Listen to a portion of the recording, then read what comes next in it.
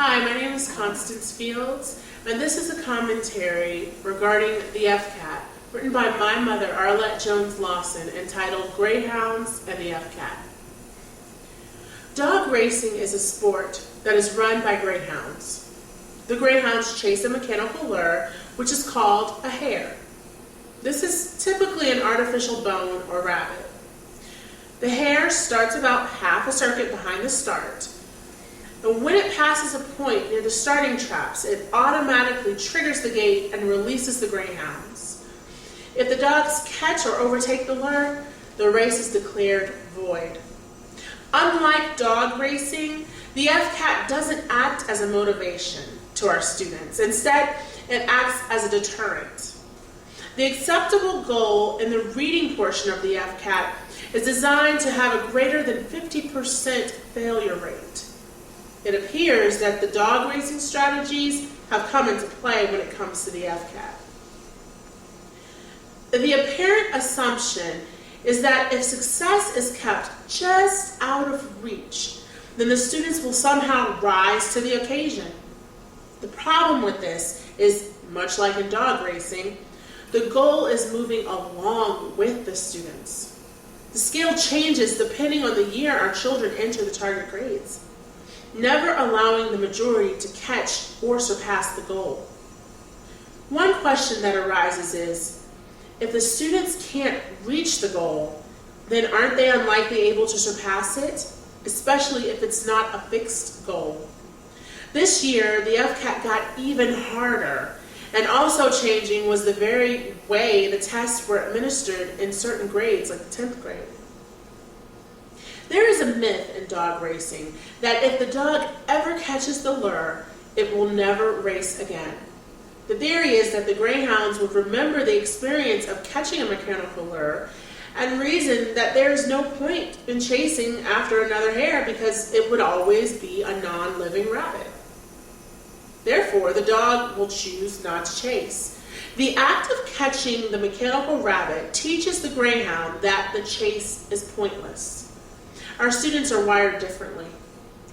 If the goal is not fixed, remaining just out of reach, our children will choose to abandon the chase.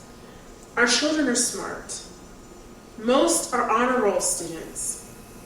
At some point, the students will choose not to chase the FCAT bone, with no apparent successful end in sight. They are smarter than the FCAT gives them credit for. The students spend all year preparing to take the FCAT, in addition to tackling their day-to-day educational workload. We say that this is for the enrichment of our children, but it is our very children that are being hurt. All year they work hard. For what? To have their entire year-long progress erased by a single FCAT score? If not careful, we will find ourselves breaking the spirits of the very students we claim to care about. There is a system set up that places the students that fail the FCAT into remedial classes. These classes are geared to prepare our children for success with the FCAT. Parents trust this system to arm our children with the tools that they need to pass the FCAT. Unfortunately, the system has a very low success rate. Remedial classes don't appear to be helping, especially when the target line keeps moving. The FCAT serves only to keep these students perpetually behind the 8 ball. And when our children fail, after having done all they can to prepare for the FCAT, while excelling in their academics, they are deflated and brokenhearted. The FCAT deities refuse to believe or accept that having a greater than 50% failure rate does not mean success. It means either one of two things. One, students are not performing at grade level because the schools and teachers are not teaching at grade level. Most parents would agree our teachers are great educators, doing their best with the limitations imposed on them. So, are our schools and teachers ill-equipped with the tools needed to arm students with the ammunition they need to have a better than 50% failure rate? Gone are the days that teachers could actually teach what they were trained to teach. Most are finding themselves teaching with the ball and chain that is the FCAT. Not to mention that the elementary schools have teachers actually teaching out of books entitled Fast Track to the FCAT. How ridiculous is that? What happened to educating our children? Our teachers are being forced to teach to the FCAT instead of giving our students the education that will prepare them for life and the fields of studies that interest them. Or the second choice, the one I personally believe to be the case, that the FCAT is flawed. Common sense says that if 50% or more of our students are failing the FCAT, then there is something wrong with the test. Perhaps a team of statisticians with diverse backgrounds could shed light on the problems that are plaguing this test. It is insanity to make an already flawed test harder for the majority of students to pass. It makes more sense to fix this obviously flawed test before making it even more difficult to pass. One huge question that I would like to have answered is this. Why does the student's GPA, which represents an entire year-long's progress, not equal the success or failure in their FCAT score? I recently spoke to someone in Tallahassee on the FCAT hotline and asked that very question. The answer that I received was this. The question has been around for ages. People ask the very question in regards to the SATs as well. So again, I ask the obvious. What is the answer? If we don't know the answer, then isn't it high time we found out the answer? Are the egos of the test deities at risk? Are egos more important than the actual success of our children? When can we admit that this, whatever this is not working? Why are we building our FCAT house in a different neighborhood than our students' academic progress and achievements? Sometimes the best changes happen by starting over, starting from scratch. What will it take to set aside egos and admit that the FCAT doesn't work?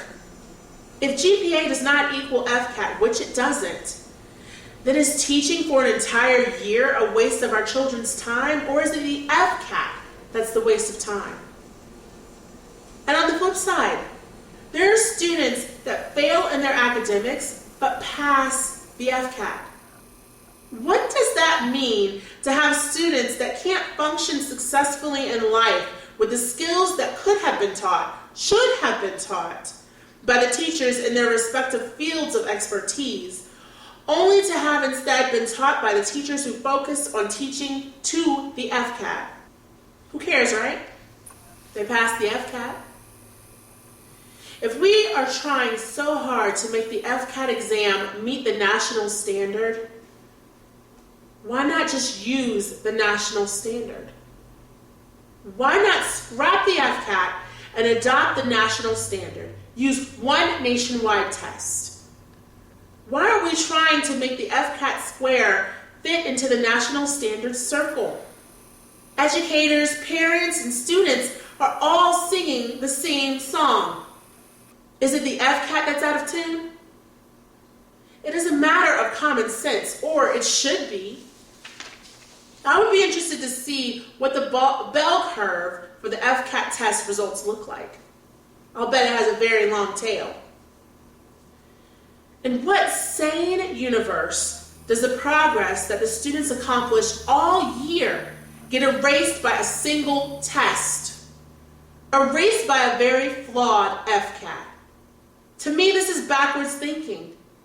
And our teachers and schools, God bless them, have everything tied to the success or failure of the FCAT.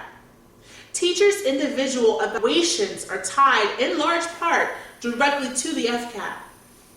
In some schools, teachers' contract negotiations, if you want to call it that, are suspended until the results of the FCAT are made known. The school's funding is also tied to the FCAT. Schools are graded solely based on the FCAT. Forget the work that these hard-working educators and students have done all year. Who cares about that? Everybody knows it's the FCAT that's the most important thing. Everything rides on its results. Our children are not greyhounds. As such, it's time to abandon this strategy. This insanity has gone on far too long.